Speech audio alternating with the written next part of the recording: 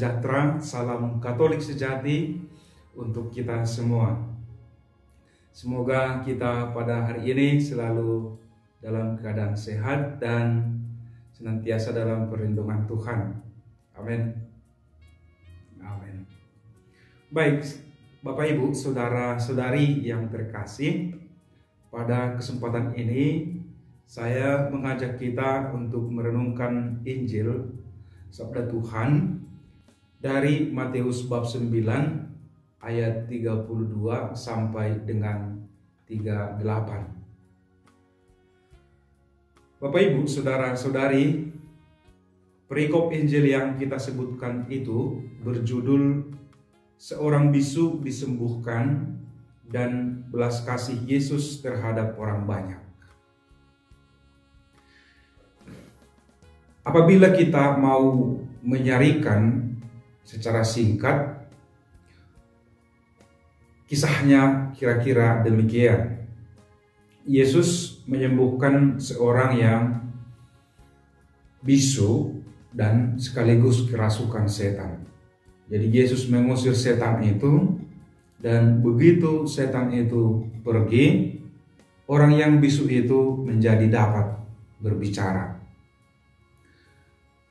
Reaksi orang terhadap kejadian itu tentu sungguh heran. Mereka bahkan mengatakan bahwa hal yang seperti ini belum pernah terjadi sebelumnya. Tetapi reaksi orang-orang Farisi itu lain. Mereka mengatakan bahwa ia mengusir setan dengan penghulu setan.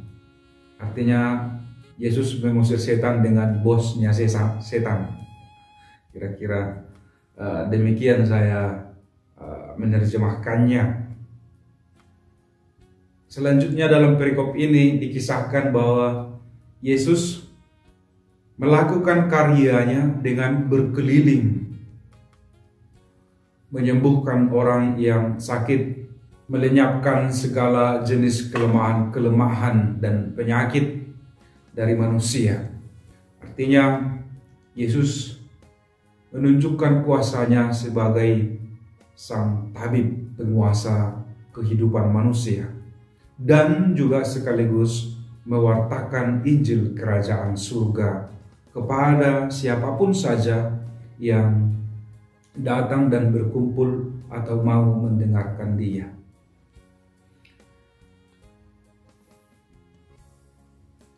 Melihat ada begitu banyak orang yang terlantar, orang yang lemah, orang yang membutuhkan pertolongan, orang yang mau mendengarkan sabda Tuhan tetapi tidak punya sarana atau tidak memiliki pribadi yang boleh mereka percayai untuk menerangkan itu.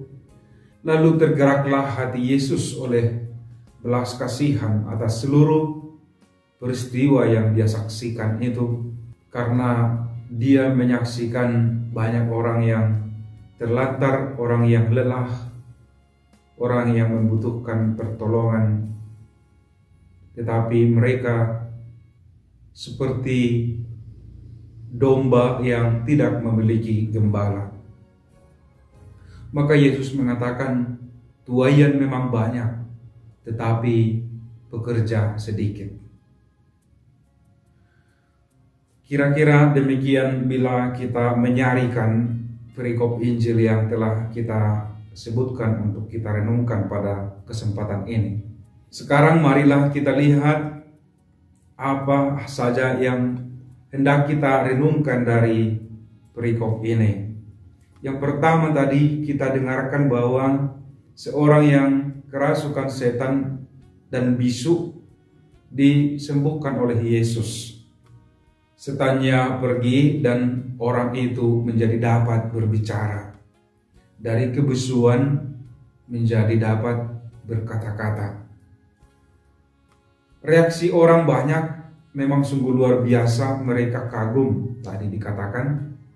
Tetapi yang perlu kita garis bawahi untuk kita lihat adalah pernyataan kaum Farisi tadi yang mengatakan bahwa ia mengusir setan dengan penghulu setan.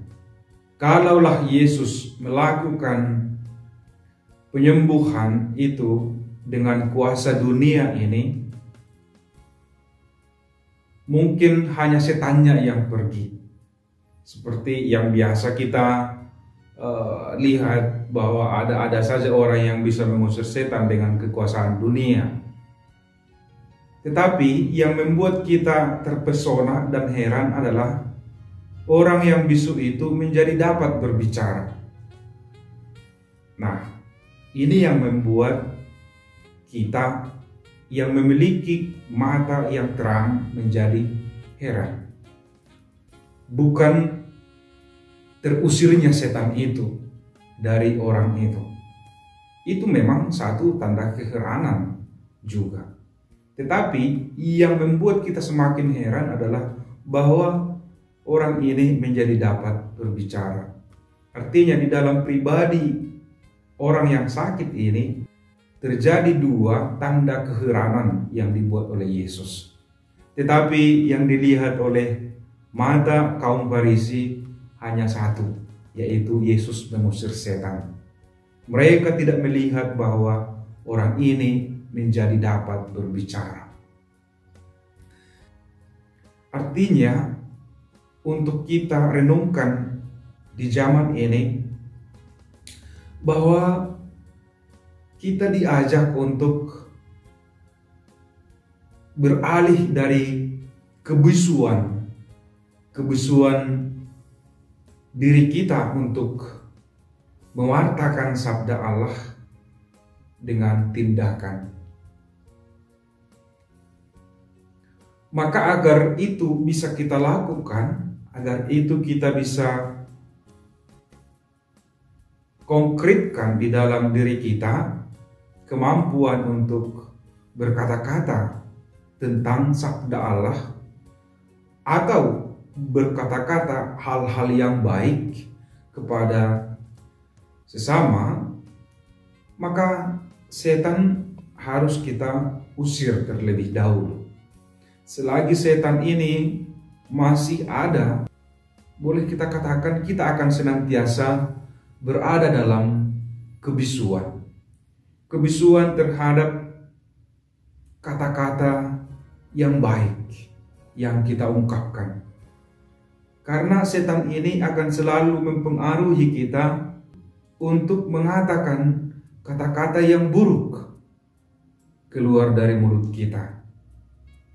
Melecehkan orang lain lah, menghina orang lain lah, membuli orang lain lah, menjelek-jelekkan orang lain lah, menggosip-gosipkan orang lain lah, dan macam hal yang barangkali kita ketahui sendiri.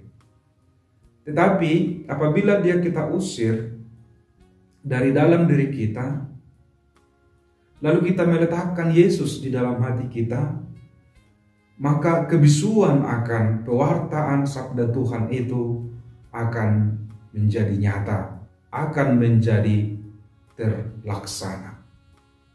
Itu yang mau disampaikan oleh Yesus menurut permenungan saya.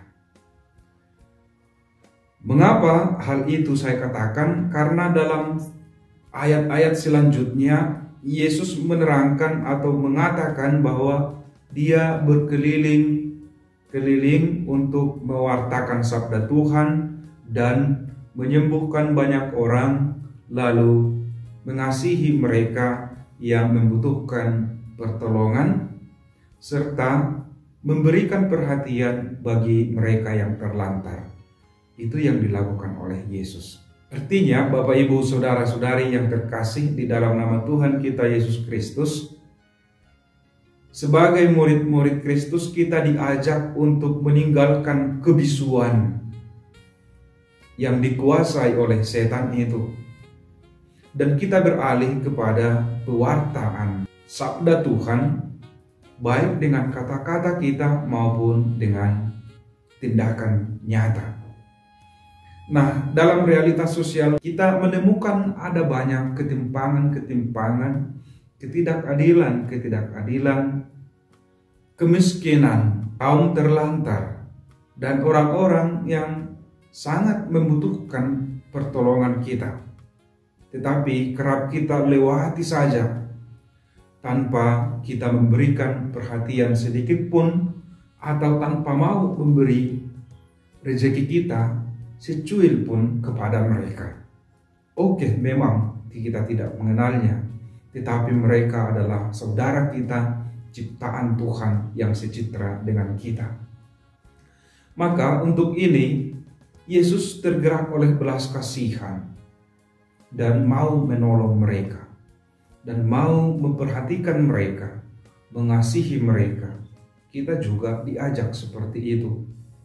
Kita diajak untuk menolong mereka yang membutuhkan pertolongan kita.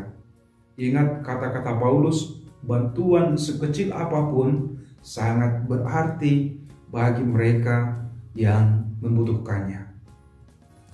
Tuaian memang banyak, tetapi pekerja sedikit. Kita semua dipanggil untuk menjadi pekerja-pekerja di ladang Tuhan, pekerja-pekerja dalam mewartakan sabda Tuhan, pekerja-pekerja dalam mengaplikasikan cinta kasih Tuhan dalam realitas hidup kita setiap hari. Dan sebagai murid Kristus, kita harus mematikan, mengusir setan-setan yang kadang menggerogoti diri kita, kadang membatasi diri kita, kadang mempengaruhi kita untuk tidak melakukan perbuatan kasih. Saudara-saudari yang terkasih di dalam nama Tuhan kita Yesus Kristus, sebagai murid-murid Kristus, sekali lagi kita diajak untuk bekerja di ladang Tuhan, untuk mewartakan dan menyatakan sabda Tuhan, cinta kasih yang diajarkan oleh Yesus di dalam realitas hidup kita setiap hari. Tuhan pasti mendukung kita. Tuhan pasti berpihak kepada kita apabila kita merencanakan, memikirkan, mengungkapkan, mewartakan hal-hal yang baik yang sesuai dengan yang diperintahkan oleh Tuhan dalam inti ajarannya, yaitu cinta kasih. Tuhan memberkati kita, melindungi kita, membantu kita sekarang dan selamanya.